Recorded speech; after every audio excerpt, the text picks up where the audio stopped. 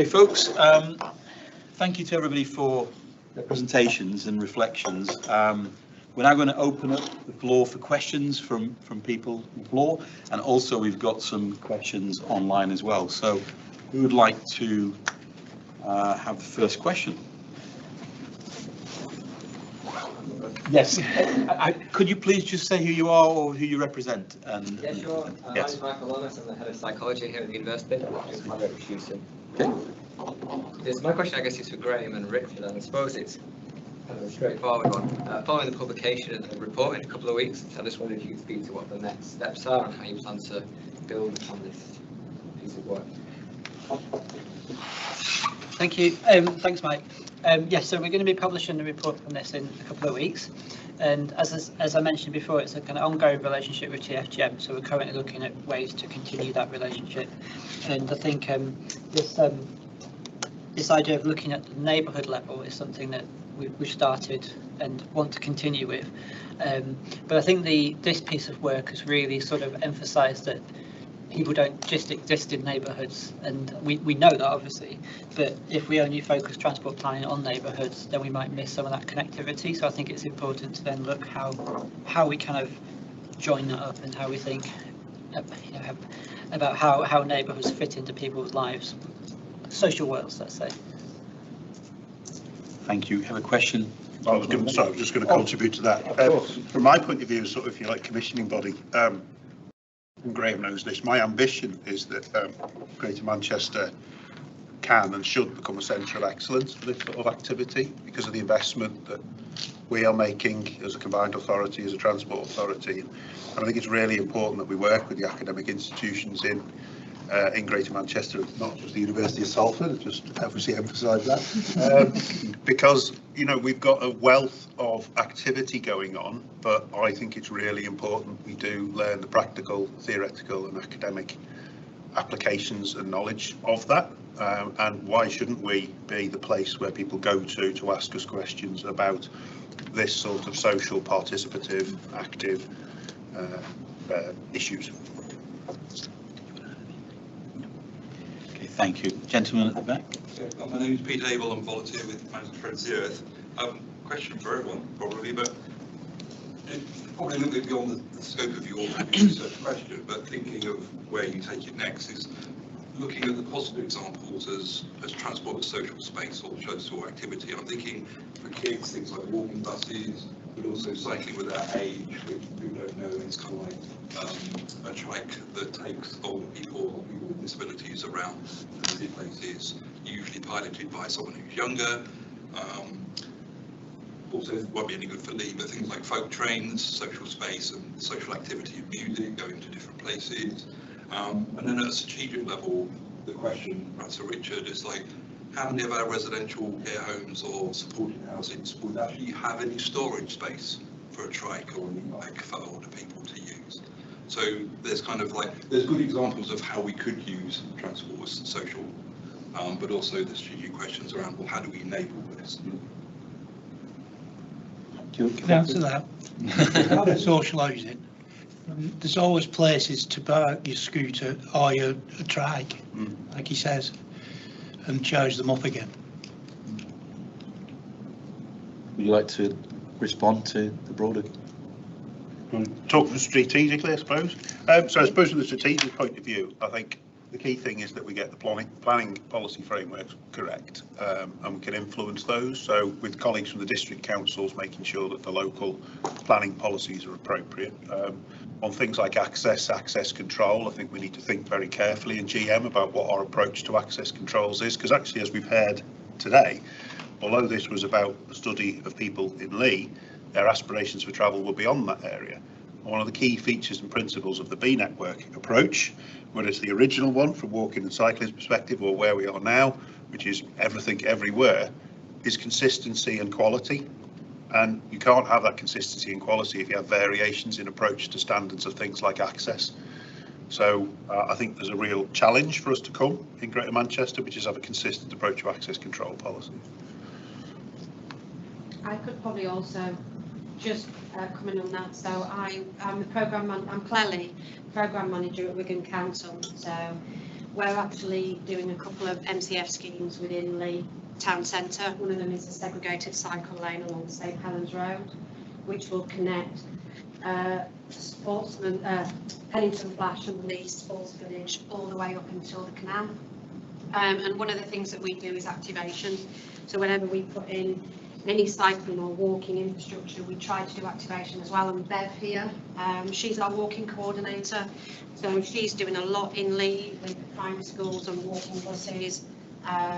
We're getting some organised walks done, litter picks and what have you. Pennington Church is looking at cycle storage as part of the funding from that scheme as well. So we are trying. We haven't actually thought about the care homes and what have you, but I think there is a couple on St Helens Road, so it's something we would pick up. There's a lot we could do, but as Ben and I have just been talking, it's also the appetite from people that we're asking, and sometimes we struggle with that. There's a question, gentleman here. Yes. The Sustrans, I know what it's from Leigh Citizens Advice. The Sustrans concept was all about joining routes together, which works really well. Now you've got the Grove Green Loop Line, Tilsley Loop Line, the Guided Busway route. You go any of those, they're all busy with people walking. Grove Green Loop Line, people avoid it at weekend now because it's too busy with people walking and cycling. Massive success. If you go to north of Leigh, if you go above Milford Park, do a pass through there, linking up to Beefall Lane, coming back down to Holden Road, they are unwalkable without Wellingtons. The local running club won't use them because they don't like running in Wellingtons. We've got some easy wins there. You can join things together. Cycling on the road is no fun at all. But just bringing these paths together that are already existing, making those better, joining them together, joining towns together, would really help. It's an easy win for health and transport. Yeah, I think that's. We do have a lot of off-road routes that, could be made more accessible if there was funding available. I know MCF was a lot more about the harder wins, like the on-road stuff. I know that that's slightly changing now, isn't it, when we are looking at more off-road, because the canal stuff that's been done through the whole of Greater Manchester from MCF has created over 20 miles worth of off-road safe routes.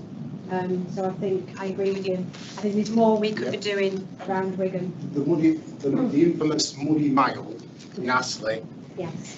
opened up an absolute mass of cycle routes, so that was the blocking point. And just bouncing back to the Kamikaze Junction, that used to be the Kamikaze roundabout, and it was Andy Burnham that improved it to what we have now. It used to be even worse. It used to be horrific. So that is the improved version within that's available. It was just the point about the walking routes, because I think, what you're talking about is what people are telling us they want, but they want more of them in the town. They want that kind of experience, that pleasant, because as you said, you put the walking route in the right place with the right environment and people will use it. It's just getting those in all town. of the walking routes that have been put together are in use. Yeah. Even the path next to the East Lancs Road. Yeah. That's like a sports centre in itself with all sorts of bikes and runners and all the rest of it. You had a point, yes. Right. What about accessing Wigan Metro? It's all right for cycles, all right for walking. You get a mobility scooter, no chance. They spend all the money on stopping motorbikes. Yes. You cannot get them shifted. All they have to tell you is it's Waterboard's job. It's not ours. You get passed about, but that's what it all boils down to. They won't spend money on stopping motorbikes. Like on where they're on about now, Canal. If you come to Flatbridge, there's a path up it. It's never been maintained in years, so you have to come off the Tabrook to get round to Flatbridge. Then you get back on the canal and you cannot get down because all the gates are locked. And when they have the cycle dues, all run by Wigan Metro, somebody goes along and open all gates for them. That's what able-bodied, disabled have no chance. And that's a brilliant route. I'll let you come back, and then we've got a question from you. It's not a question, it's another observation we do with the paths and stuff. It's like, we're doing a lot to try and upgrade existing paths all around Wigan, and it's come to the barriers that, I mean, if it was me, I would get rid of all barriers because everybody should have access. But we tend to find that people who are living near the respective changes don't want it because it's going to include motorcycles, things like that. So it is that dealing with the antisocial behaviour. What do we do? Yeah, but I think, it's completely right. I don't think you'd find any of us say that those barriers should be there. I think in our hearts, we all want to see them removed. But I think culturally as a society, it's that point I made about, the young kids seen as being antisocial. We've got to make choices.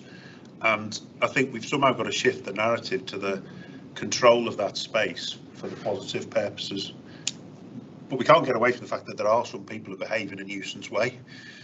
But stuff along roads, what chance have they got off road? I think that exactly, and I think that's an interesting point. And but the point I was also going to make is that point about the capacity of some of the paths that we've seen grow, particularly for those of us who were out and about when we could during COVID. I think that actually reinforces to me from a transportation planning point of view, which is why we need to get the space on the roads, because actually, yes, there's a demand there, people are willing to use it, but actually they could have a lot more impact on their local environment if that space was given over to them within the roads. And credit to Wigan, they've also done an awful lot of work on roads as well as their green space network. And I think we won't see, almost that genie come out the bottle with walking, wheeling and cycling until we begin to recognise that our nature of our roads needs to change. Changing the roads is a big expense. Yes. A few bags of gravel. A few bags of gravel, but then, it isn't necessarily good for mobility purposes. So, it's a balance. We get a big hit just by tidying up these paths. We can, yeah. A big hit for a lot less, a big bang for your buck. And as regards the blocking the motor, that's what we were discussing before this, because that's clearly on everyone's mind. Yeah, I don't disagree with you, but my concern is, and me and Pete were talking about it at the back of the room, is that I've spent a considerable period of my career building things which I wish we'd never put in. And I wish we'd take them back out again. There's a lot of pride there. Well, it's the truth. As transportation planners and engineers, we've built stuff which doesn't work. And actually, if that tells us anything, what it tells us, if you're going to do it properly and do it the way it will serve those modes. We have a lot of kind of tokenistic, well, we put some lines down and that should be okay. But it isn't. The proportion of kids cycling to school has never changed for 25 years. In fact, it's gone down. Children in school nowadays are more unhappy when we compare them to the people who are in like Denmark and Copenhagen and the Netherlands. Why? Because they're not physically active. Why? Because the parents are terrified of allowing them to move independently to schools. Why? Speed of traffic, volume of traffic. So you've got to go back to that root cause. We do a lot of failure management in UK highways management. We put sticking plasters on and say we've got something. But a lot of it doesn't work. What we're trying to do is implement things that do work and are proven to create change. Like, example being the Oxford Road corridor. We know that it's just hit its millionth journey. That is pretty substantial. The growth we're seeing on some of the parts of the Wigan network is phenomenal, and there is a suppressed demand for people to move actively. There's no question about it. And as we heard from this study, people want to be places that are nice. Anne, could we take a question from our online audience, if you don't mind reading out the first question? Well, the first question is actually probably a very quick one to answer, hopefully. It's about whether there's going to be a PDF shared afterwards. So I guess confirming what's going to be shared afterwards. Yeah, thank you. I can clarify that. So our plan is to share the PowerPoints and the video of today, and also then in a week or two, I won't promise an exact date, but a week or two we'll have a PDF of the full report. So yeah, the answer is yes. That's good. To do another yes, let's go on to the second answer question. So second one, mentioned that cycling can be an aid for the older or disabled, and could you mention a few examples of where that's been the case?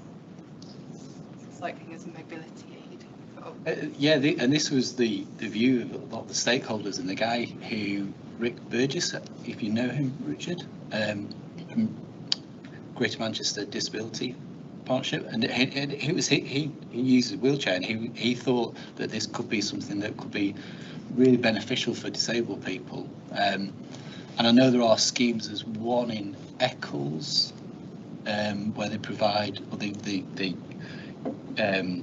allow people to use adapted cycles. There are schemes. There's one in, where's one in East Manchester?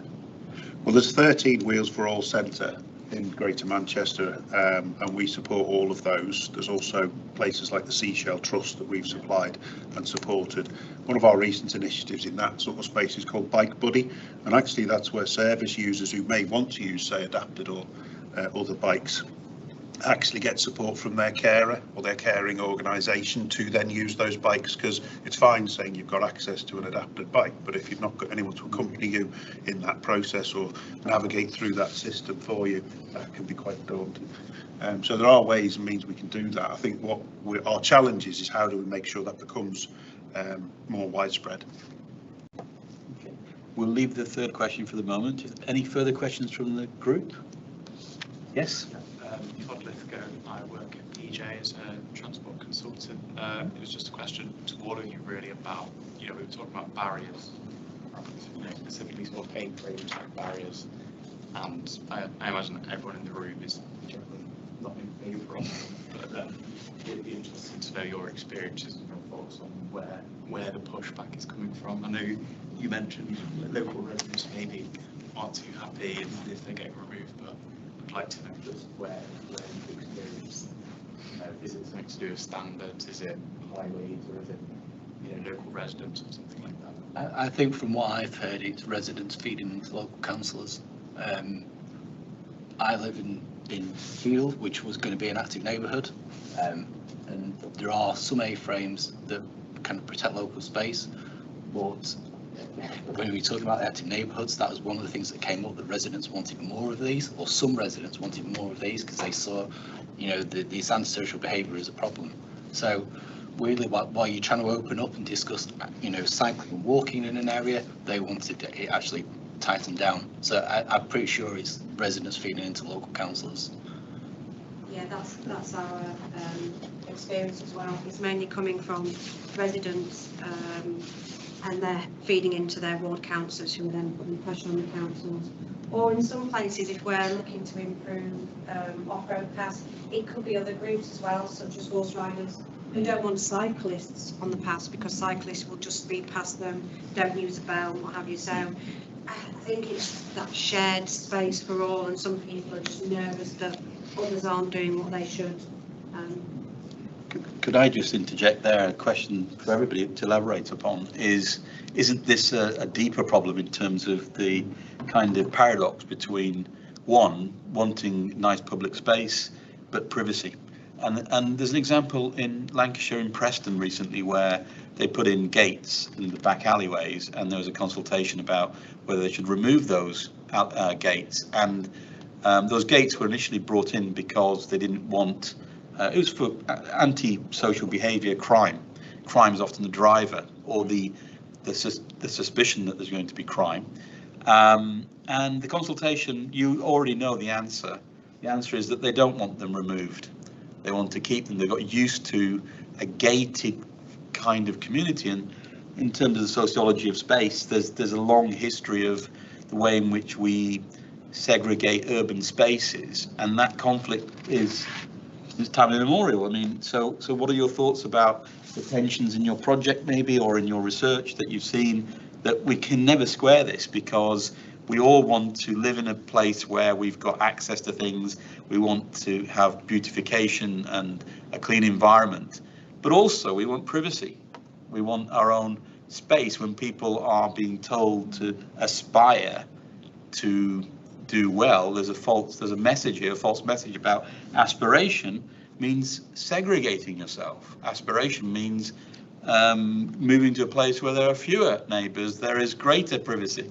Sorry, you've got, so yeah, I'll take your comment first, and then I'll get some responses from the panel. We could always solve society instead of having the have too muches and not have anything near enough, we could all have enough.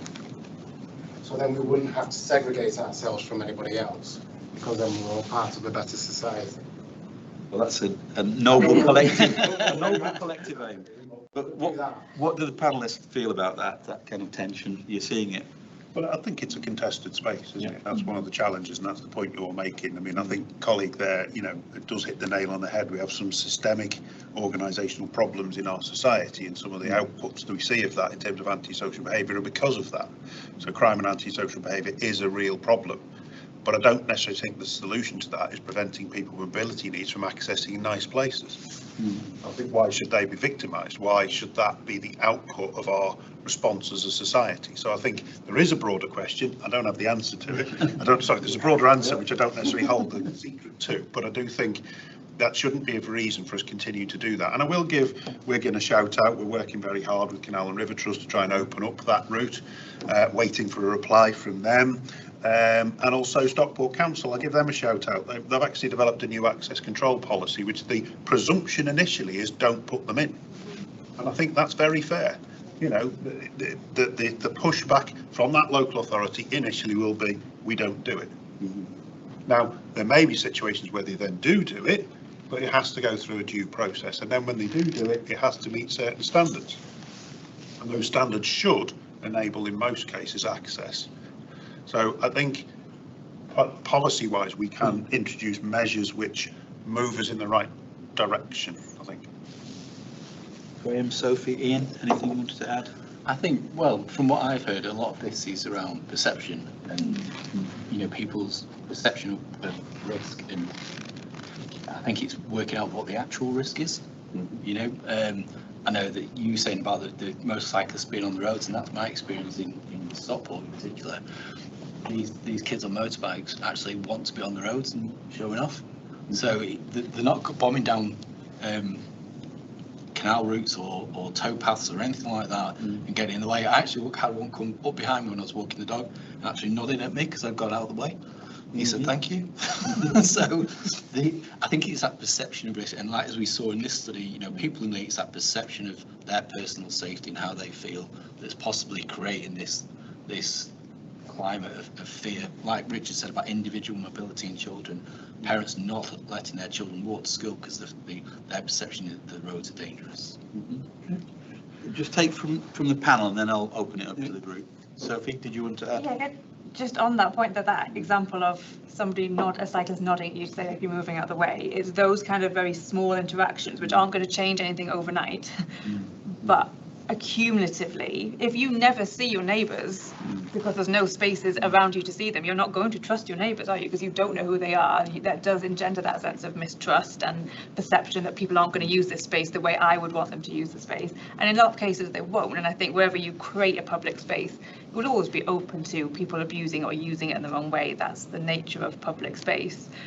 But I do think there's something about this kind of like small interactions, this kind of busyness of streets, the busyness of public spaces, and seeing others and seeing interactions that does build a sense of community, for want of a very over romanticizing it. But in the long run, it does. If you're used to seeing people, used to interacting, used to working out the tensions of how people with different needs use a space together, it does come. And it's not, I mean, it's a very academic answer. Very academic answer. But I think there is something there about kind of creating the spaces and allowing people some way of negotiating of how to use it and to build that sense of sociability, I think. I think we saw that evident in COVID when we didn't have those interactions.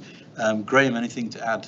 I mean, and then we'll go to the floor. Yeah, I think when we were looking at the neighbourhood level, I think there's this big tension around what is a neighbourhood for, and some people, I think all people want a neighbourhood to be a nice place to live, but some people want to be able to drive through a neighbourhood really fast and park their car there, and many of those people are the same people, and there's this tension there that people, for whatever reason, have a car, they may feel they need it for work, whatever reason, it's got to be put somewhere, is it going to drive, so there's that tension then between thinking, well, I'd like my neighbourhood to be really nice, but hang on, I also need to be able to use this car and get around, and that, the neighbourhood I live in, every now and again there's a big football match and it becomes a car park, and that's not great for the people living there, but it's what people are using it for at that moment. So there's just this tension around people what we're using this space for. So there was a comment. Yes, yourself. I had a question and then just a comment. So, Richard, that policy from Stockport, is that available for other local authorities to use? I would be delighted. Yeah, and I'm sure we can have a conversation. Yeah. Okay. And I think my other one was when we get quite a few complaints about this whole thing. So the Standish Mineral Line and the Standish Mineral Line extension in Wigan. It's funny, people have said I moved onto the line because I wanted to be in the countryside on a quiet track, and now that you've researched it and made it better, there's going to be so many people in my backyard. One of the things that we try to say is, well, you've got natural surveillance, so if you've got people using it and the place is busier, then you're going to get less antisocial behaviour because there's more people out there. But I think a bit like going back to what you said about the teenager, we also need to think about those youths who want to ride a motorbike, and we're pushing them slowly but surely. They've got nowhere to go, have they? And it's, I don't know, I don't know the answer, but I think we also need to think about the spaces, the social spaces that we create for those kind of people as well. Absolutely. Why shouldn't they have somewhere? Absolutely. Yeah. Yes. What you said about horses. Now, they have you just put on a new barrier in Bixby Country Park. They talk to the horse people have it right, which disabled as it's saying. Yeah. So they put an access in for horses. I can't get through with my scooter. Right. The horse can get through, but you Yeah, can't. they put a proper thing with rollers on it so they can walk across the horses. Can't go scooter through that or through the zigzag. But this is horse people have power. Those don't want to return, but a lot of the paths in Wigan are bridle paths. Of all horses, they got it right. Yeah. It's the Yeah. people don't give disabled the same thing. Shared, everybody should be able to use that. That's That's what I'm saying. But you'll accommodate for horses, but you don't accommodate for disabled. That's my point. Anne, can we take that third question, if you don't mind?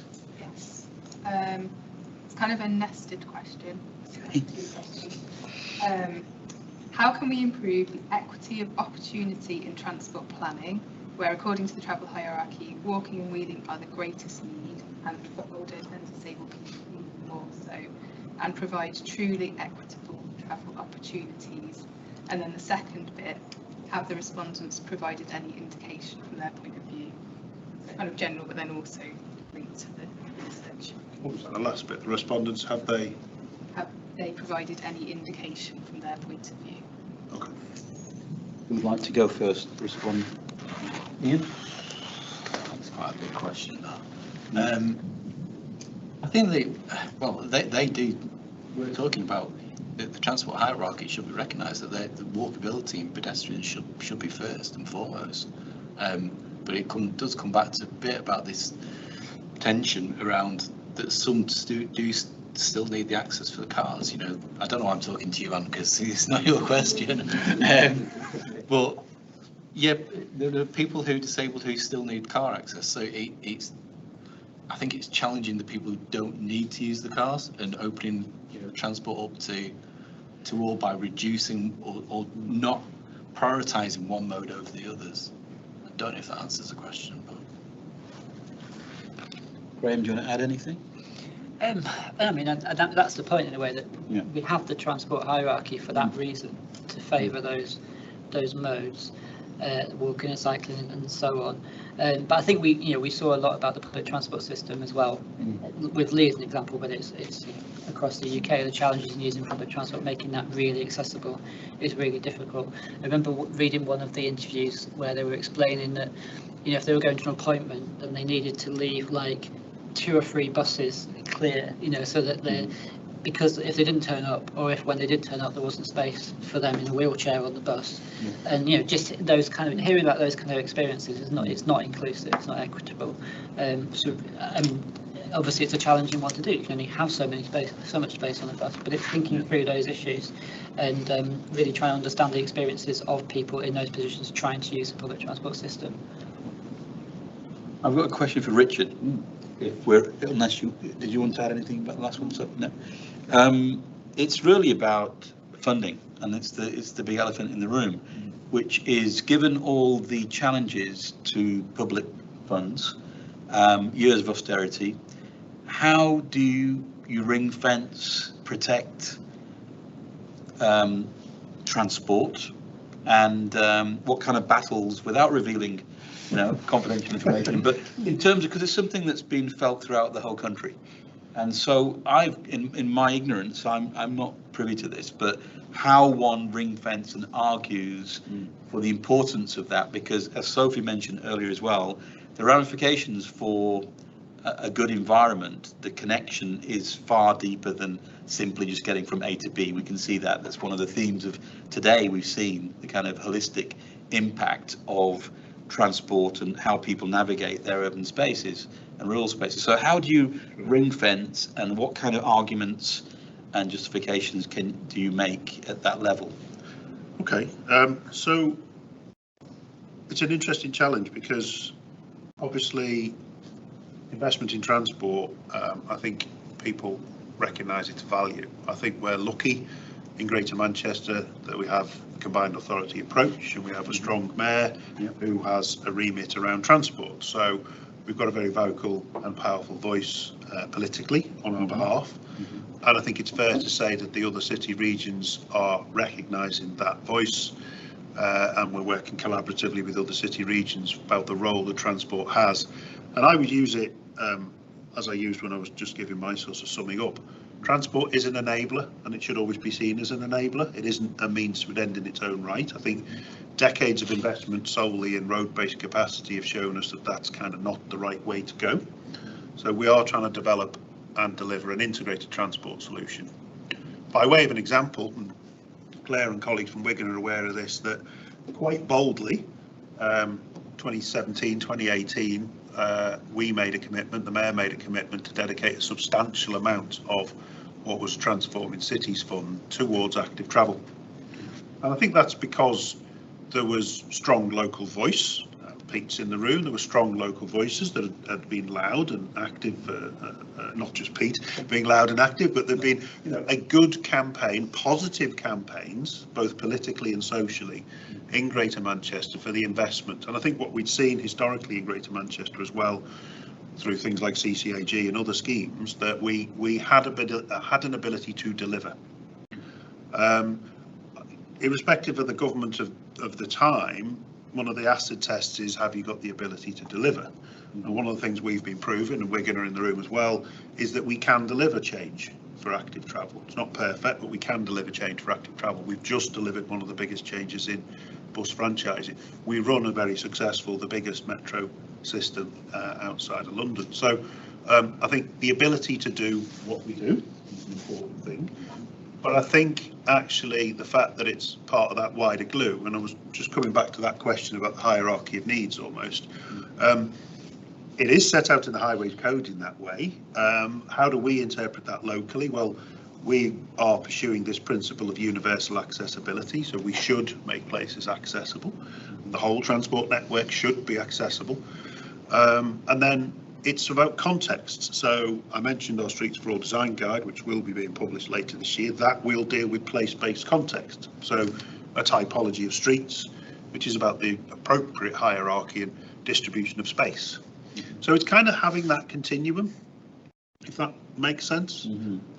Then also I think it's weaving that into the wider social fabric of the health benefits, the environment benefits and social benefits. And I think, the point Sophie was making about that that question of its role within the social value and the social infrastructure is a very strong theme in, I think, what the GM family is trying to do. But it's not perfect. We could always do it more, as Claire will remind me. Fantastic. Thank you for that. Well, I make it 5 to 4. Are there any final questions from online?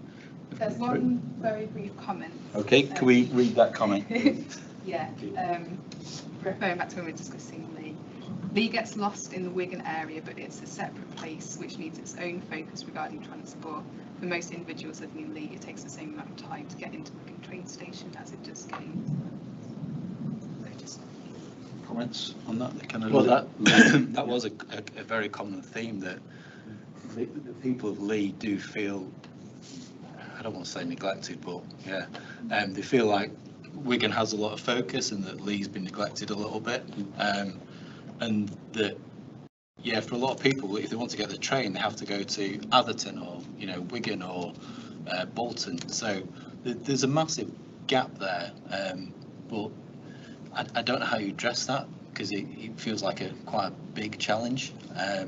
I think we recommend working with local entrepreneurs and local people to let them kind of dictate, or not dictate, but, you know, let them to kind of inform the council what they want it to look like and what they feel the town needs. Graham, anything to add or the same? No.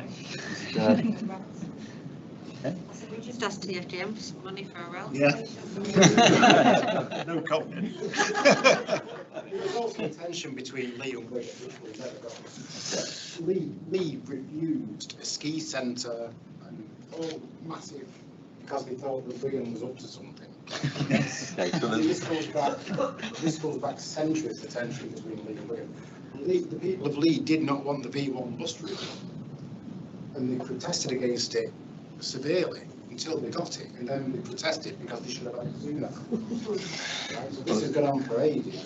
I don't think it's unique to Lee and Wigan, these kind of regional differences, but I think the general picture is that one, from just to summarise, is one, again, I'm taken by the importance of your work, qualitative nature, the fact that you consulted people, some who are in this room, some who are online, that it resonates with experiences around the country as well, that you're looking at local policy being connected, which is, I think, an important theme, and the broader sociology and connectedness of what it means to be navigating urban spaces. So we had questions about what next, and yes, that's a question I had as well, about what next, both in terms of the research, in terms of the kind of theoretical, but more importantly, I think, in the practical sense as well, in terms of this is kind of social action research. They don't just want to sit in an armchair. It's a question of actually helping people and improve the quality of their lives. So I've learned a lot just from listening to you, and I look forward to the report.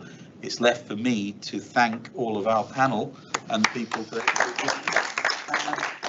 thank you to the people online as well, who we couldn't see, but we've received their questions as well. And yes, so thank you very much, and please, we look forward to receiving the report as well and reading that. Thank you.